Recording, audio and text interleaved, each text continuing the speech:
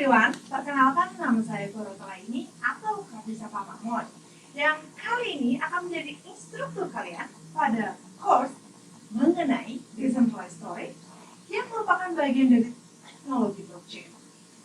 Pada course ini, kalian akan mempelajari decentralized storage yang saat ini sangat populer, dimulai dari IPFS, kemudian blockchain, serta hash, Merkle-Duck, yang terdiri dari 6 sesi dan 14 lecture.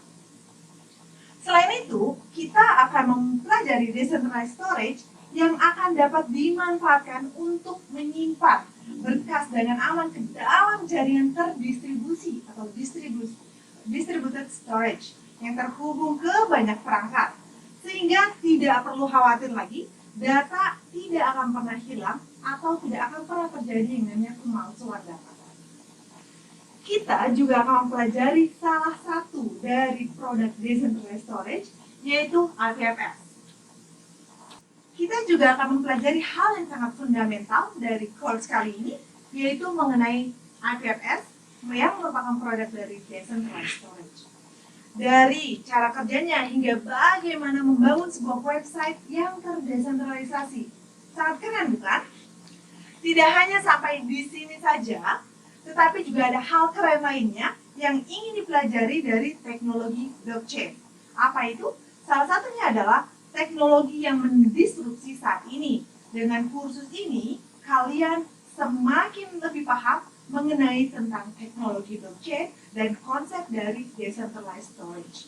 Hingga bagaimana menerapkannya, kemudian juga memahami bahwa apa yang dipelajari merupakan hal yang sangat penting dan berguna in the future atau masa depan.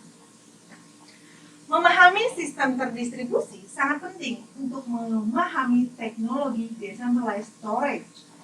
Sistem terdistribusi merupakan sebuah komputasi terdistribusi yang dimana dua atau lebih perangkat yang disebut sebagai node. Node terhubung dan bekerja dengan satu sama lainnya secara terkoordinasi agar tampak sebagai sistem tunggal kepada pengguna akhir. Sebagai node dapat diartikan sebagai perangkat mesin yang merupakan bagian dari sistem terdistribusi yang berupa komputer, server fisik, mesin virtual, wadah, atau node lain sebagai individu yang memiliki peran aktif dalam sistem terdistribusi. Semua node mampu mengirim dan menerima pesan satu sama lainnya. Ada dua cara agar sistem terdistribusi berfungsi dengan sangat baik. Yang pertama, setiap perangkat kerja yang terhubung satu sama lainnya menghasilkan tujuan yang sama, dan pengguna akhir atau end user melihatnya sebagai suatu hasil tunggal. Contohnya adalah seperti server Google,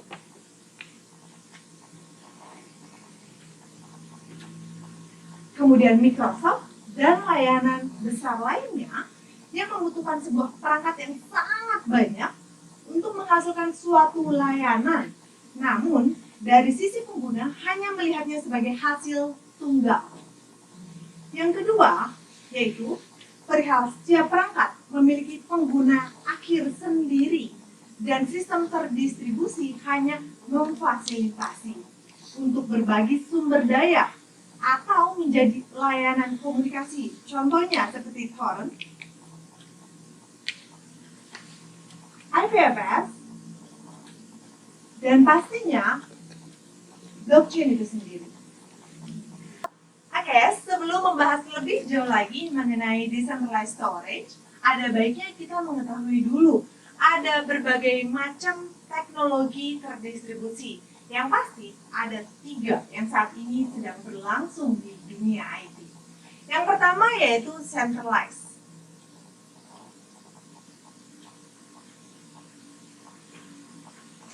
Dari centralized ini merupakan sistem yang banyak sekali digunakan oleh banyak user, di mana satu otoritas yang mengontrol sistem, hanya satu. Dan yang bertanggung jawab penuh atas semua operasi di dalam sistem itu sendiri. Semua pengguna terhubung ke pusat untuk melakukan berbagai macam aktivitas atau sebuah layanan. Yang kedua, yaitu merupakan distribusi.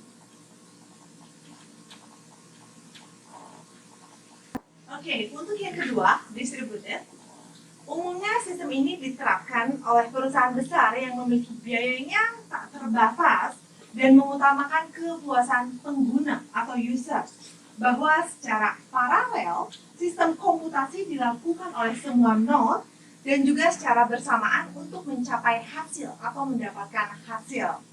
Dalam model sistem paralel ini, masih ada otoritas pusat yang berada di atas yang memiliki kendali atas semua node yang sedang beraktivitas atau melakukan kegiatan yang mengatur pemrosesannya. Ini berarti bahwa sistemnya masih terpusat seperti pada bagian centralized. Dan yang ketiga atau yang terakhir adalah perihal decentralized.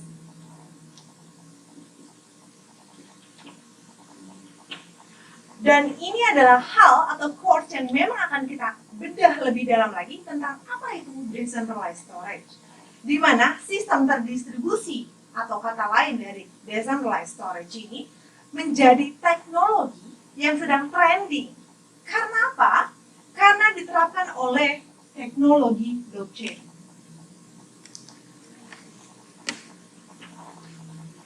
Dari teknologi blockchain ini dan masih banyak lagi seperti torrent. Kemudian decentralized storage network juga menggunakannya. Karena jenis jaringan decentralized ini di mana perangkat atau node tidak bergantung pada pusat seperti centralized maupun distributed. Karena apa? Semuanya sudah bisa dilakukan secara terpisah, tidak terpusat lagi. Oke guys, di sini ada catatan penting yang perlu kita garis bawahi. Apa itu?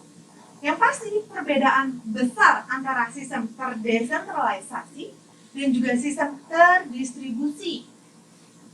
Bahwa dalam sistem terdistribusi ini masih ada otoritas pusat yang mengatur, seperti centralized. Namun, jika decentralized ini tidak ada lagi otoritas, semuanya sama rata. Oke? Oke, cukup di situ untuk pembahasan kita kali ini. Terima kasih dan kita akan bertemu lagi di section berikutnya. See you next time.